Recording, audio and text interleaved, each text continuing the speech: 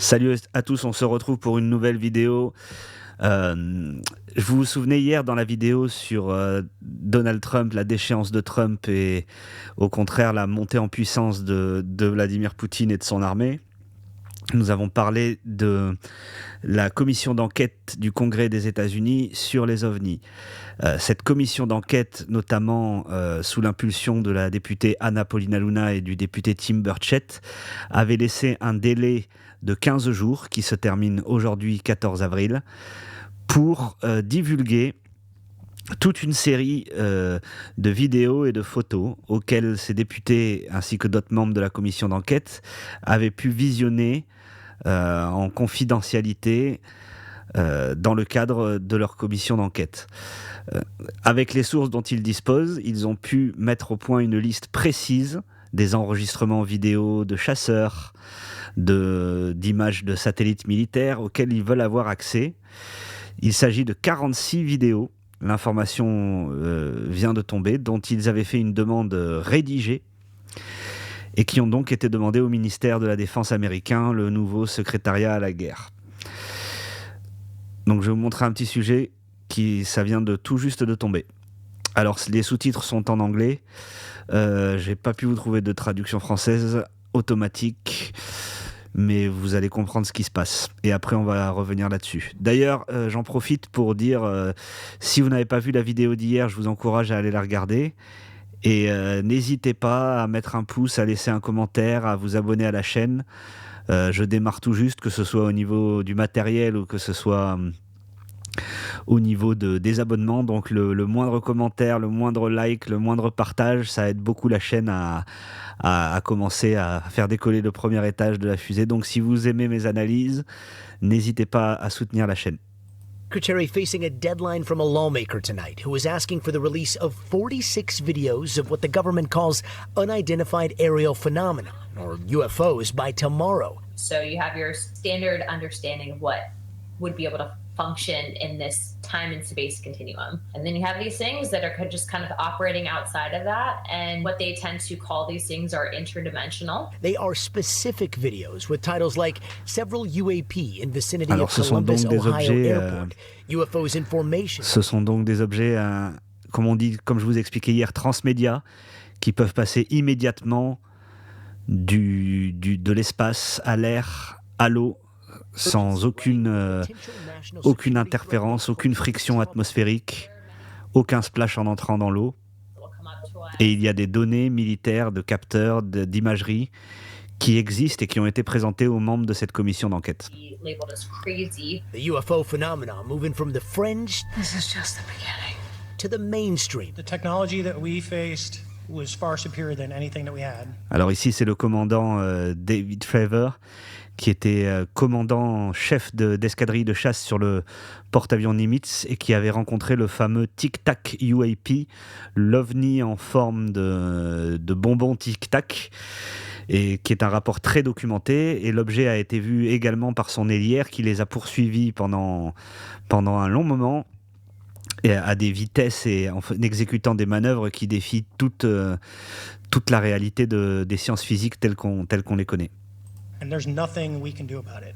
Nothing. In large part after a bombshell 2017 New York Times report titled Glowing Auras and Black Money, the Pentagon's mysterious UFO program that detailed a secret $22 million UFO program in the Pentagon to investigate reports of unidentified flying objects. The Navy even releasing videos of aerial phenomena spotted during military training flights, including this one of an object that appears over the water.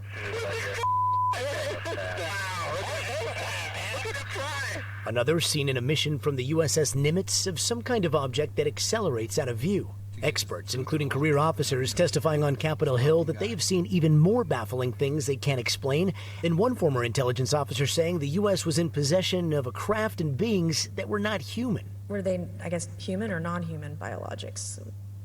Non-human. From Hollywood and beyond, the UFO storyline has moved from the big screen to real life. We just had the craziest orb UFO experience. Singer Casey Musgraves posting images of what she says were UFOs she recently spotted while on a flight from Texas to Tennessee. President Obama reigniting speculation himself with these comments on a recent podcast. Are aliens real? They're real, but I haven't seen them, and they're not being kept in, what is it? Area 51? Area 51.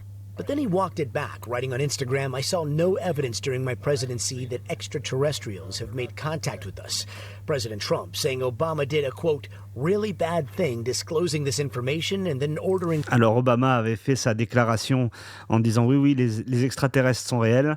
Et quand on avait interrogé Trump à bord d'Air Force One en lui faisant part de ça, Trump n'avait pas vu l'extrait. Et donc, il pouvait penser que, ça y est, Obama avait vendu la mèche pour le devancer, peut-être parce qu'il faut savoir que Trump aime toujours être le premier à faire quelque chose. Et ça date de son premier mandat qu'il réfléchisse à faire cette divulgation mondiale. Et beaucoup de forces l'en ont dissuadé. Mais si jamais cette information devait être divulguée à la terre entière, il aimerait être celui qui le fait. Et là, on lui pose la question, il était à bord d'Air Force One, on lui dit le président Obama a déclaré les extraterrestres sont réels, oui, mais je ne les ai jamais vus. En tout cas, je ne pense pas qu'ils soient stockés dans la fameuse zone 51. On lui dit ça, le président Obama a dit que les extraterrestres étaient réels. Et là, vous voyez sur son visage, il dit ah bon, il aurait vraiment pas dû dire ça. Il dévoile des informations classifiées. Il a fait réellement quelque chose de très mauvais. Et donc, il sort ce tweet 1 ou 2 jours plus tard. Je me demande même si c'est pas moins de 24 heures après dont on a parlé hier. Qui dit qu'il a donné instruction à son ministre de la Défense de divulguer tous les dossiers relatifs aux ovnis et aux objets non identifiés, et que c'est un sujet très complexe, extrêmement intéressant et important.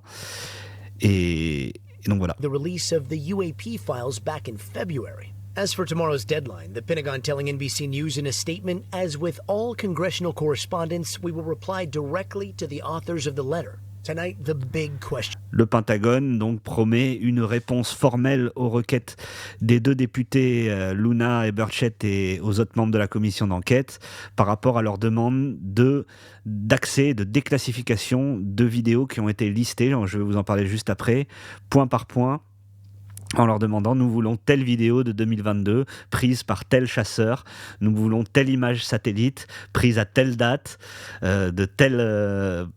par tel soldat. Tout est listé, et donc le Pentagone a reçu ça avec une deadline de 2 semaines pour répondre, et aujourd'hui nous sommes le jour où ils auraient dû répondre. Tout ce que vous voyez là, ce sont des images réelles qui ont été authentifiées par des capteurs militaires qui viennent du département de la Défense. Gotti is joining us now. Donc voilà.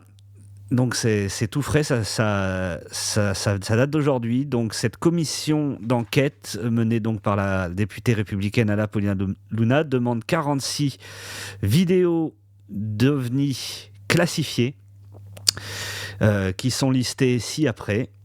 Donc on peut voir des exemples. En 2023, un F-16 qui a été abattu au-dessus du lac Huron. En 2022, une formation de 4 objets qui planaient au-dessus de l'Iran.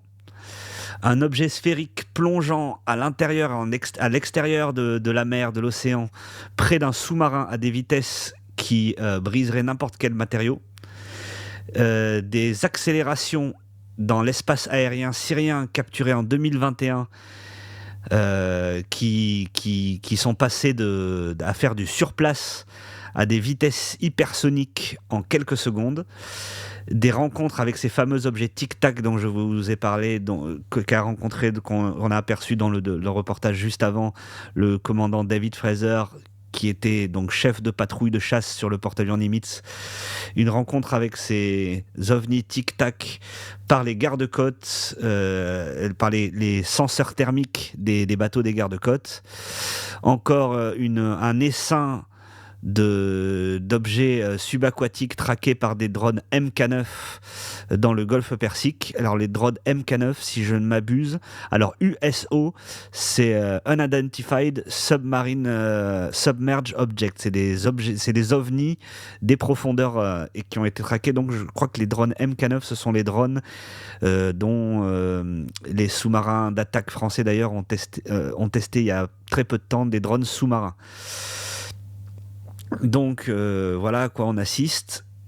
Est-ce que Trump va décider une divulgation de tout ça prochainement? En tout cas, là, la pression est forte, très forte du Congrès américain. Donc on va voir où ça va nous mener.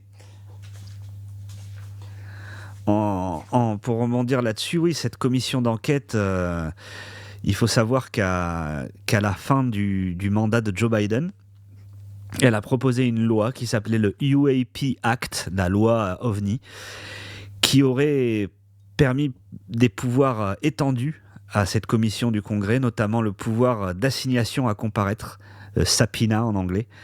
C'est-à-dire qu'on vous donne une assignation à comparaître et vous êtes obligé par la loi d'aller témoigner devant la commission d'enquête.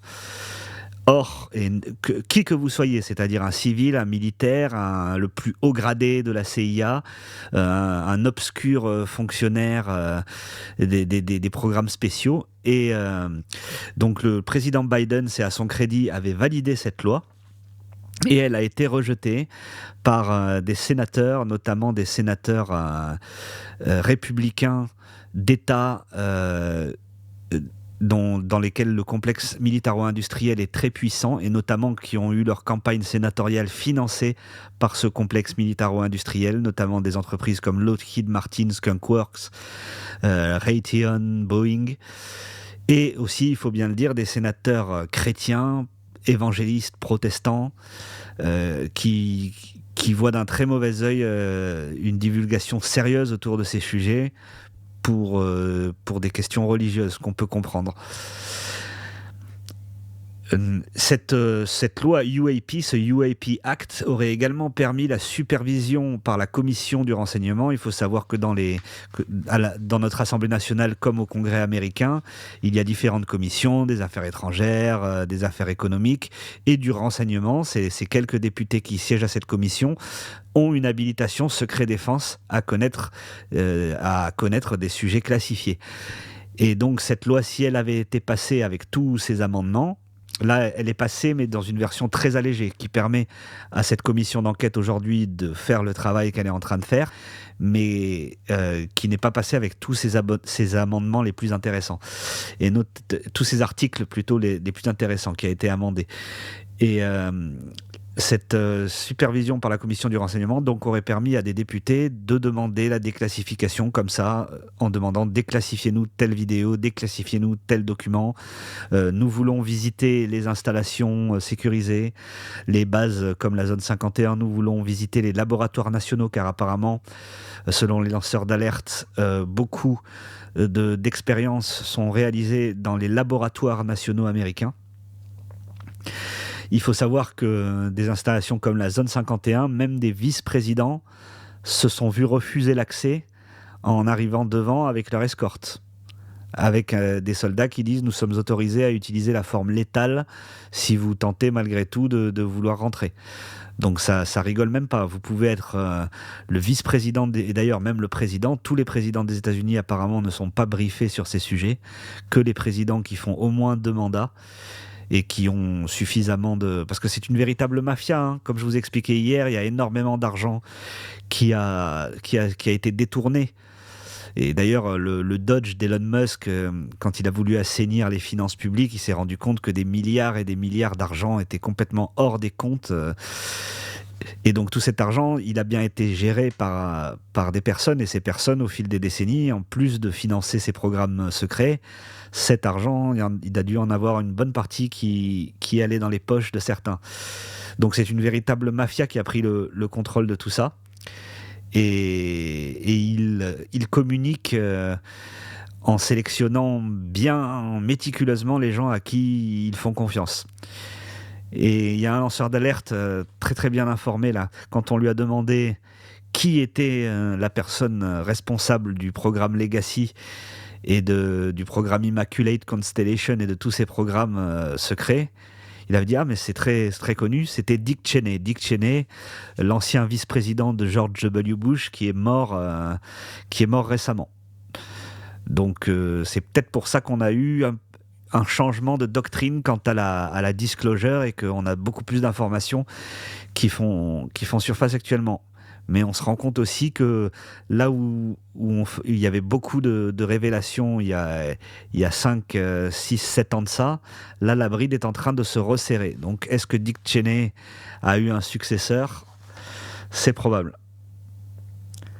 Donc voilà, affaire à suivre, hein. Je vous tiendrai bien entendu informé s'il y a des nouvelles, des nouveaux développements.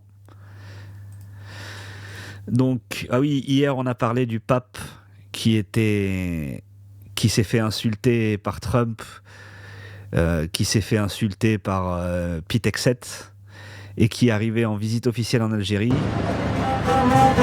pape a visité la grande mosquée d'Alger. Alors oui, il faut savoir, moi je suis catholique.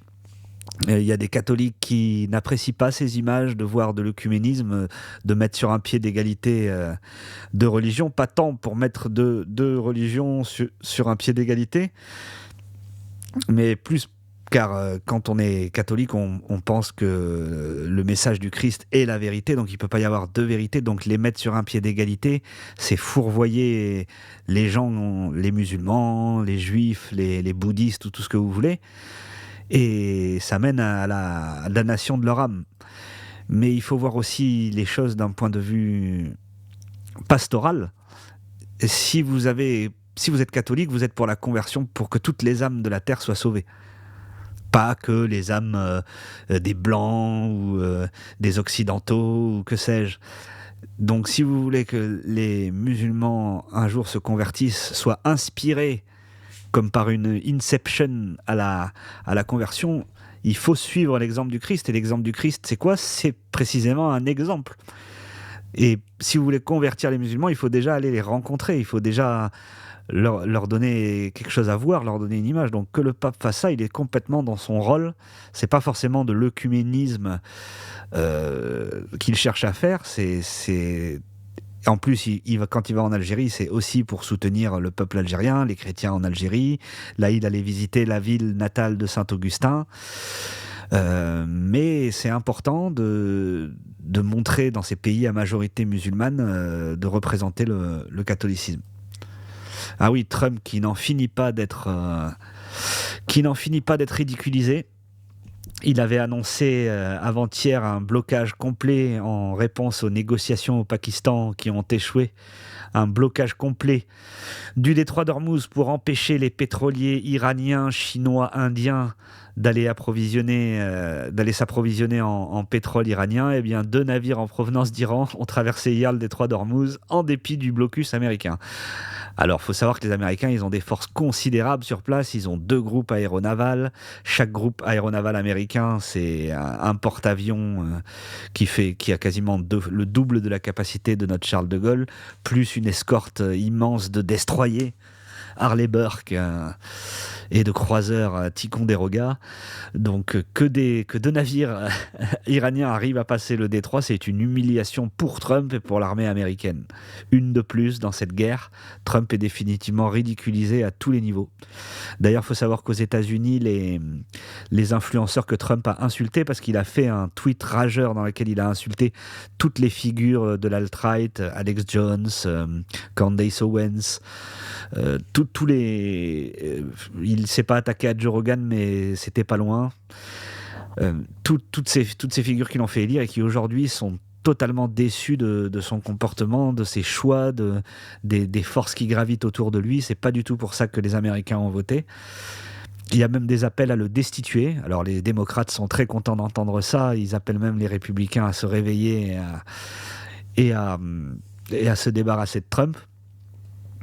Mais là, donc, il est humilié par ses propos sur le pape, par ses images où il partage des images de lui en Jésus-Christ.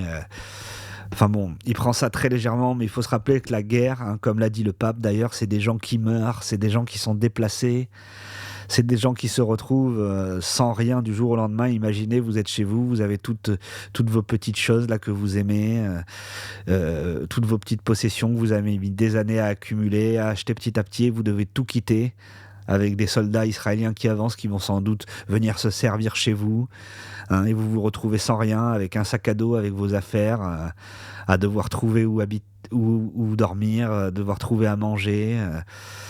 Il faut vraiment se prendre des obus sur la tête, voir des proches mourir, des enfants mourir, des parents, des petites amies, des femmes. La guerre, c'est une horreur. Nous, on voit ça à distance d'Occident, et donc, Trump, c'est une catastrophe sur toute la ligne en ce moment. Alors oui, j'en parlais hier au sujet du réarmement, du moins en communication de l'armée française. Macron nous vend souvent le réarmement, l'armée, la nécessité du réarmement. Et c'est plutôt bien gobé par les Français. Les Français gobent plutôt ça, alors que comme on l'a vu hier, je vous encourage encore une fois à aller voir la vidéo, la déchéance de Trump. L'armée française se réarme au niveau des munitions pour se préparer à un éventuel conflit de haute intensité, au niveau des obus, au niveau des drones, renouvelle ses frégates, ses sous-marins, son prochain porte-avions. Mais l'armée française ne monte pas en format, c'est-à-dire que nous avons toujours le même nombre de sous-marins, nous avons toujours un seul porte-avions là où il nous en faudrait 2, nous avons toujours 3 porte-hélicoptères, 15 frégates de premier rang, 200 Rafales, 200 Charles Leclerc. Et comme je vous disais, il suffirait il suffirait. Si on voudrait signifier un véritable réarmement, une véritable montée en puissance de notre armée, il faudrait monter le format, comme on dit, de l'armée française. Et donc, la commande de 50 Rafales supplémentaires, on n'en entend toujours pas parler. Et là, c'est donc officiel, la France ne construira pas de sous-marin nucléaire d'attaque Barracuda en plus. C'est donc le chef d'état-major de la Marine nationale, l'amiral Nicolas Vaujour, qui l'a annoncé. La France sera limitée donc à 6 sous-marins nucléaires d'attaque. Et non pas 8. Et non pas 12, comme vont bientôt concevoir les Russes. Et petite rectification, hier j'avais dit que notre budget militaire allait atteindre les 65 milliards d'euros en 2030. Il se trouve que tout récemment il y a eu une révision de la loi de programmation militaire qui finalement portera notre budget à 74 milliards d'euros. 74 milliards ou de dollars, mais 74 milliards ou 65 milliards, mais toujours avec les mêmes axes, munitions, drones, renouvellement. Après, ce budget est à mettre en perspective par rapport aux autres acteurs mondiaux.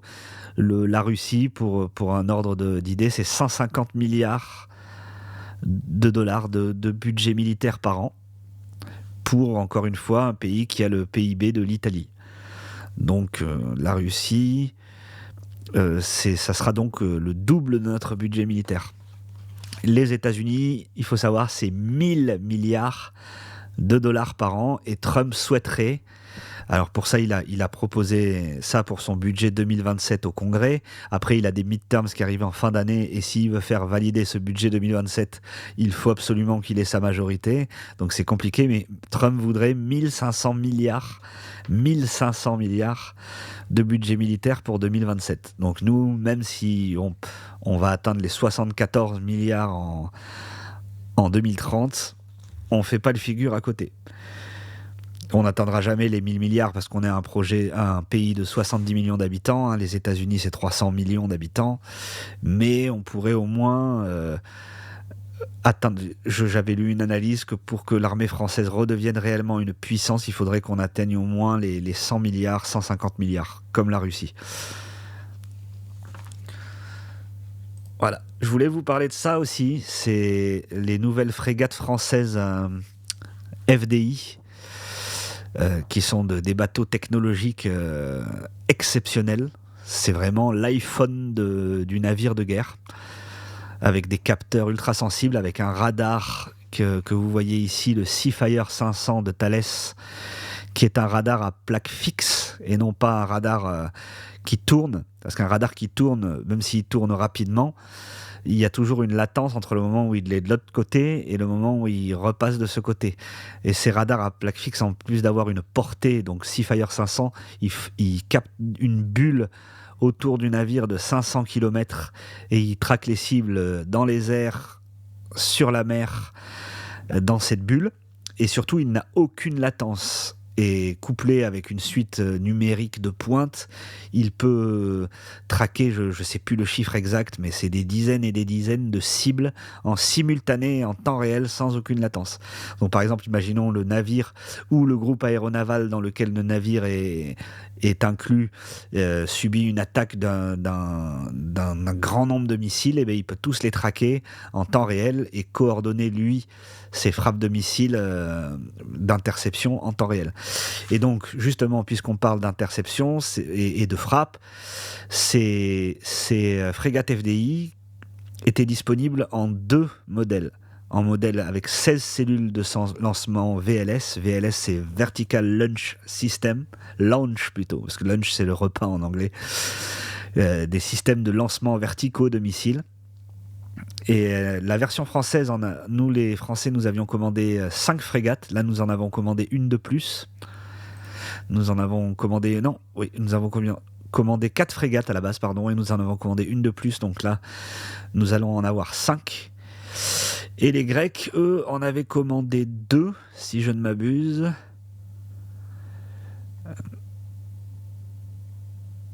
Oui, je crois qu'ils en avaient commandé 2.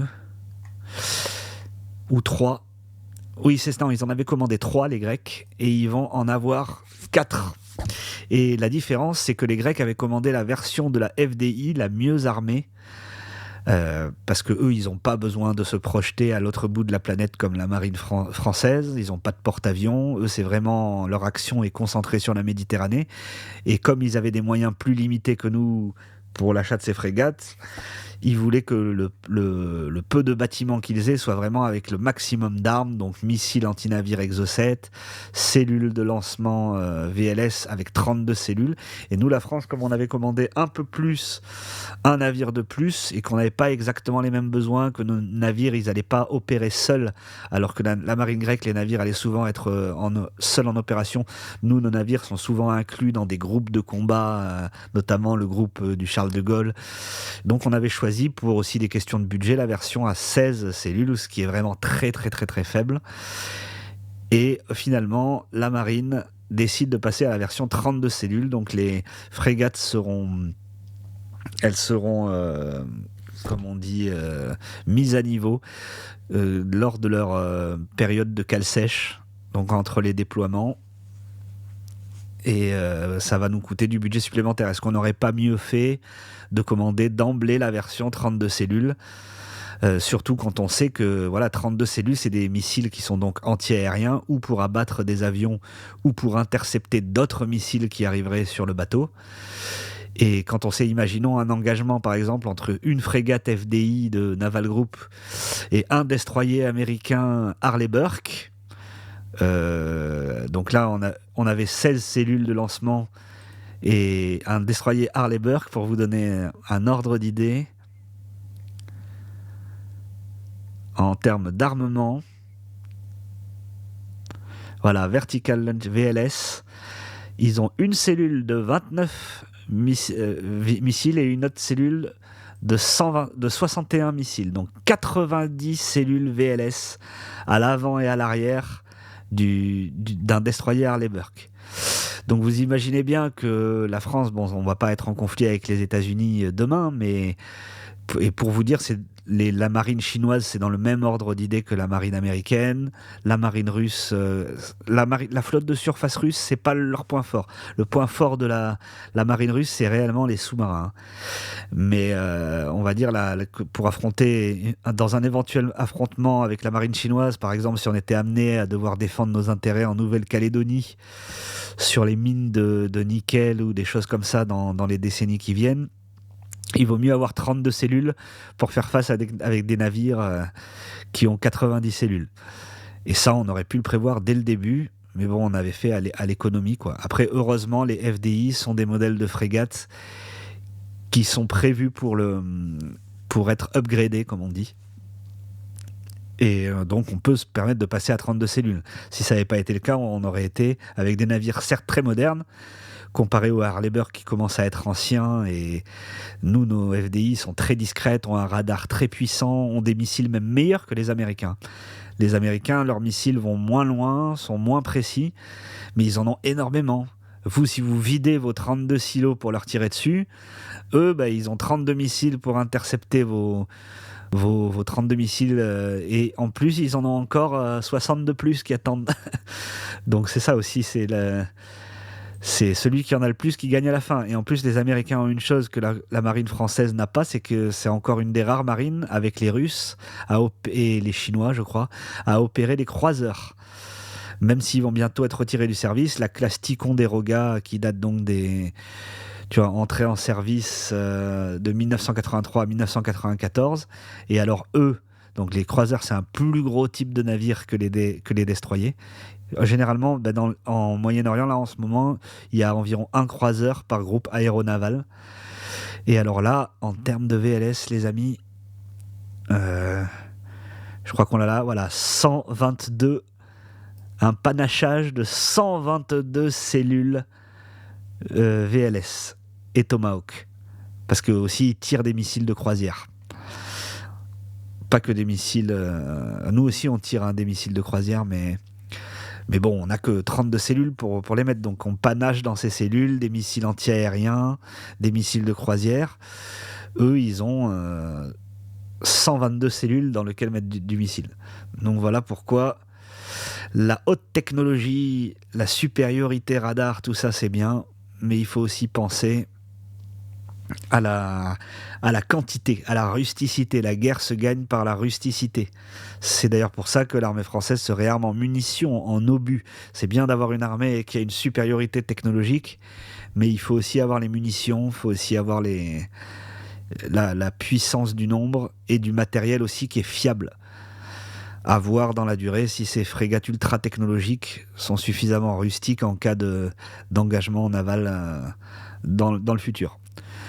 Voilà, c'est tout pour aujourd'hui, merci. Et n'hésitez pas donc encore une fois à vous abonner, à laisser un petit commentaire, à laisser un pouce. Ça me soutient dans ces vidéos et ça aide la chaîne. Merci, bonne journée.